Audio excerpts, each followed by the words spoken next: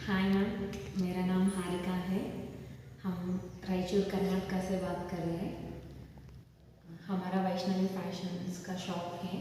हम बहुत दिनों से ज्वेलरी के लिए ढूंढ रहे थे और हमें आपका ज्वेलरी बहुत पसंद आया था, इसीलिए हमने आपसे कांटेक्ट किए थे। एंड आपका रिस्पांस भी हमें बहुत अच्छा लगा।